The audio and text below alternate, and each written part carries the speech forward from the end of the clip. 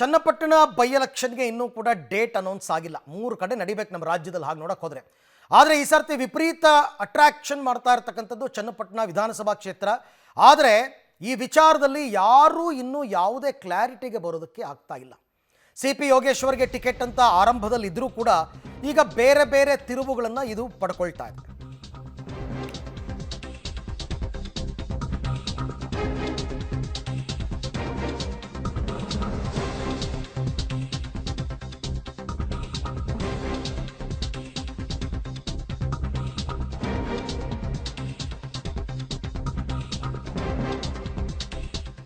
ಮುಹೂರ್ತಕ್ಕೂ ಮುನ್ನವೇ ಕಾವೇರಿದೆ ಚನ್ನಪಟ್ಟಣ ಉಪಚುನಾವಣೆ.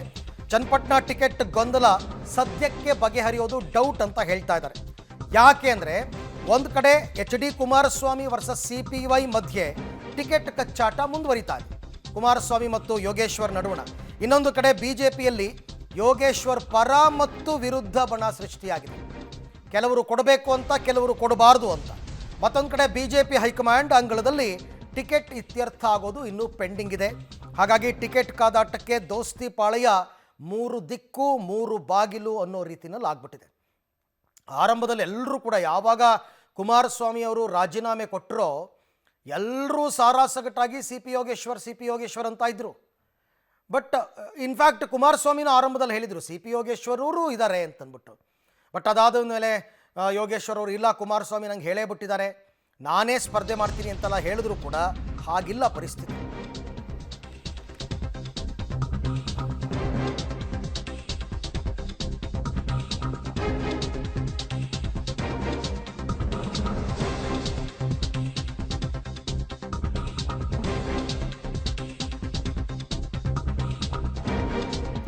So HD Kumaraswamy ಅವರ ವಿಶ್ವಾಸ ಗಳಿಸಿ ಟಿಕೆಟ್ ಪಡೆಯುವ ಯೋಗೇಶ್ವರ್ ಪ್ರಯತ್ನ ವಿಫಲವಾಗಿದೆ. ಆರಂಭದಲ್ಲಿ ತುಂಬ ಟ್ರೈ ಮಾಡಿದ್ರು, ಆಗಲಿಲ್ಲ.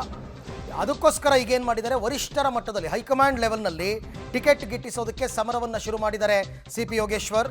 ಟಿಕೆಟ್ ಸಿಗದೇ ಇದ್ದರೆ ಬಂಡಾಯ ಸ್ಪರ್ಧೆಗೂ ಸೈ ಅನ್ನೋ ಸಂದೇಶವನ್ನು ಕೊಟ್ಟಿದ್ದಾರೆ. ನನ್ನನ್ನು NDA ಅಭ್ಯರ್ಥಿ ಮಾಡಿ, ಇಲ್ಲ ಅಂದರೆ ಪಕ್ಷೇತರ ಅಭ್ಯರ್ಥಿಯಾಗಿ ನಿಲ್ತೀನಿ. ದೆಹಲಿಗೆ ಹೋಗಿ ಬಂದ ನಂತರ ನಿನ್ನೆ DK ಶಿವಕುಮಾರ್ ಜೊತೆ ವೇದಿಕೆಯನ್ನು ಕೂಡ ಹಂಚಿಕೊಂಡಿದ್ದರು ಸ್ವಾತಂತ್ರ್ಯೋತ್ಸವದ ಕಾರ್ಯಕ್ರಮದಲ್ಲಿ. ಆ ಮೂಲಕ ಯಾವುದೇ ನಡೆಗೂ ನಾನು ರೆಡಿ ಅನ್ನೋ ಸಿಗ್ನಲನ್ನು CP ಯೋಗೇಶ್ವರ್ ಅವರು ಈಗಾಗಲೇ ರವಾನೆ ಮಾಡಿದ್ದಾರೆ.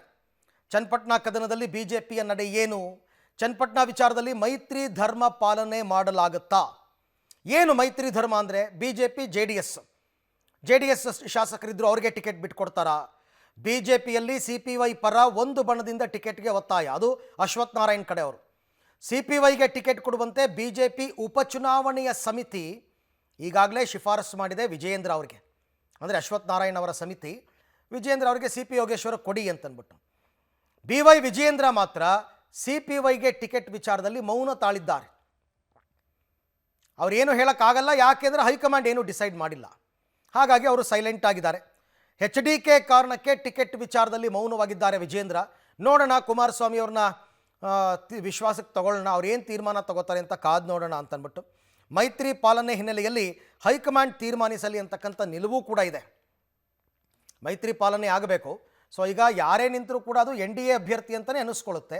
ಹಾಗಾಗಿ JDS ಅಭ್ಯರ್ಥಿಗೆ ಬಿಟ್ಕೊಡ್ಬೇಕಾ, ಇಲ್ಲ ನಮ್ಮ ಕಡೆಯವರು ಕೊಡಬೇಕಾ, ಏನು ಮಾಡ್ತಾರೆ ಅಂತ ಹೈಕಮಾಂಡ್ ಮಟ್ಟದಲ್ಲೇ ಇತ್ಯರ್ಥ ಆಗಲಿ ಅಂತಕ್ಕಂಥ ಲೆಕ್ಕಾಚಾರಕ್ಕೆ ಈಗ BJP ರಾಜ್ಯಾಧ್ಯಕ್ಷ ಬಂದಿದ್ದಾರೆ. ಇದು ಹೈಕಮಾಂಡ್ ಲೆವೆಲ್ನಲ್ಲೇ ಆಗಬೇಕು ಅಂದರೆ ಹೈಕಮಾಂಡ್ ಸುಮ್ಮನೆ ಹೋಗ್ಬಿಟ್ಟು ತೀರ್ಮಾನ ಮಾಡಿಬಿಡಲ್ಲ. ಹೈಕಮಾಂಡ್ ಕುಮಾರಸ್ವಾಮಿ ಅವರ ಅಭಿಪ್ರಾಯವನ್ನು ಕೇಳ್ತಾರೆ. ಸೊ ಕುಮಾರಸ್ವಾಮಿ ಅವರ ನಿಲುವು ಏನು? CP ಯೋಗೇಶ್ವರ್ಗೆ ಟಿಕೆಟ್ ಕೊಡೋದಕ್ಕೆ ಅವರು ಬೇಡ ಅಂತಾರ, ಅಥವಾ BJP ಅಭ್ಯರ್ಥಿನೇ ಬೇಡ JDS ಇಂದನೇ ಕಣಕ್ಕೆ ಇಳಿಸೋಣ ಅಂತಾರ, ಅಥವಾ ಇವರೆಲ್ಲರ ಪೈಪೋಟಿಯಲ್ಲಿ ಅಚ್ಚರಿ ಅಭ್ಯರ್ಥಿಯೊಬ್ಬರು ಯಾರಾದರೂ ಬಂದ್ಬಿಡ್ತಾರಾ ಅಂತ ಅದು ಕೂಡ ಅನುಮಾನ ಇದೆ. ಚನ್ನಪಟ್ಟಣ ವಿಧಾನಸಭೆಯ ಏನು ಉಪಚುನಾವಣೆ ಇದೆ, ಅದರಲ್ಲಿ ನಾನು ಒಬ್ಬ ಪ್ರಬಲ ಆಕಾಂಕ್ಷಿಯಾಗಿದ್ದೇನೆ.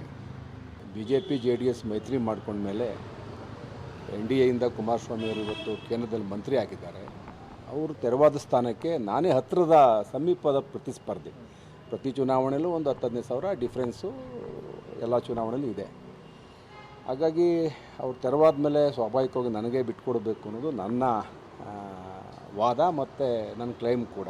ನಾನು ಟಿಕೆಟ್ ಸಿಗದೆ ಹೋದರೆ ಸ್ವತಂತ್ರವಾಗಿ ಸ್ಪರ್ಧೆ ಮಾಡಿ ಮತ್ತೆ NDA ಭಾಗವಾಗಿರಬೇಕು ಅಂತಲೇ ಅನ್ಕೋತೀನಿ. ನೋಡೋಣ ಮುಂದೆ ಏನೇನು ಯಾವ್ಯಾವ ಥರ ತಿರುವು ತಗೊಳ್ತಾ ರಾಜಕಾರಣ ಹೇಳಕ್ಕೆ ಬರಲ್ಲ. ಈ ಬಗ್ಗೆ ಮತ್ತಷ್ಟು ಮಾಹಿತಿ ನನ್ನ ಕೊಲೀಗ್ ಶ್ರೀನಿವಾಸ್ ಅವರಿಂದ ಪಡ್ಕೊಳ್ಳೋಣ. ಶ್ರೀನಿವಾಸ್, ಈ ಉಪಚುನಾವಣೆಯಲ್ಲಿ ಮೈತ್ರಿ ಅಭ್ಯರ್ಥಿಯ ಆಯ್ಕೆ ಯಾಕೆ ಇಷ್ಟೊಂದು ಕಗ್ಗಂಟಾಗ್ತಾ ಇದೆ? ಕುಮಾರಸ್ವಾಮಿ ಅವರ ಮನಸ್ಸಲ್ಲಿರ್ತಕ್ಕಂಥದ್ದೇನು, ವಿಜೇಂದ್ರ ಅವರ ಮನಸ್ಸಲ್ಲಿರೋದೇನು, ಹೈಕಮಾಂಡ್ ಏನು ತೀರ್ಮಾನ, ಯೋಗೇಶ್ವರ್ ಅವರಿಗೆ ಕೊಟ್ಟರೆ ಏನು ಕಷ್ಟ ಆಗುತ್ತೆ, ಏನು ನಡೀತಾ ಇದೆ ರಾಜಕೀಯ ಅಂತ?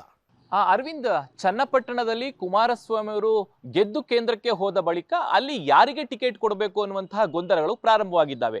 ಜೆಡಿಎಸ್ ವಲಯದಿಂದ ಈಗಿರುವಂತದ್ದು ಜೆಡಿಎಸ್ ನಲ್ಲೇ ಇತ್ತು ಸೀಟು, ಹಾಗಾಗಿ ಜೆಡಿಎಸ್ ನಲ್ಲಿ ಉಳಿಸ್ಕೊಳ್ಬೇಕು ಅನ್ನುವಂತಹ ಮಾತುಕತೆಗಳು ನಡೀತಿದ್ದಾವೆ. ಮತ್ತೊಂದು ಕಡೆ ಯೋಗೇಶ್ವರ್ ಹಿಂದೆ ಶಾಸಕರಾಗಿದ್ರು ಅದೇ ಕ್ಷೇತ್ರದಲ್ಲಿ, ಹೀಗಾಗಿ ಈ ಬಾರಿ ನನಗೆ ಚನ್ನಪಟ್ಟಣದಿಂದ ಟಿಕೆಟ್ ಬೇಕೇ ಬೇಕು ಅನ್ನುವಂತ ಒತ್ತಾಯವನ್ನ ಮಾಡಿದ್ದಾರೆ. ಒಂದು ಹೆಜ್ಜೆ ಮುಂದೆ ಹೋಗಿ ಟಿಕೆಟ್ ಸಿಗದೆ ಹೋದ್ರೆ ನಾನು ಪಕ್ಷೇತರವಾಗಿ ಸ್ಪರ್ಧೆ ಮಾಡ್ತೀನಿ ಎನ್ನುವಂತಹ ಸುಳಿವನ್ನು ಕೊಟ್ಟಿದ್ದಾರೆ.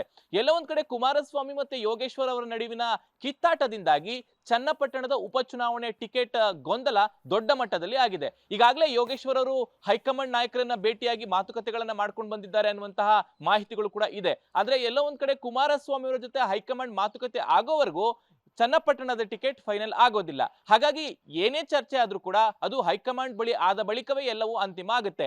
ಮತ್ತೊಂದು ಕಡೆ ವಿಜೇಂದ್ರ, ಬಿಜೆಪಿ ರಾಜ್ಯಾಧ್ಯಕ್ಷ ವಿಜೇಂದ್ರ ಅವರು ಕೂಡ ಈ ಬಗ್ಗೆ ಅಷ್ಟೊಂದು ಉತ್ಸಾಹವಾಗಿಲ್ಲ, ಮೌನವಾಗಿದ್ದಾರೆ ಅನ್ನುವಂಥದ್ದು.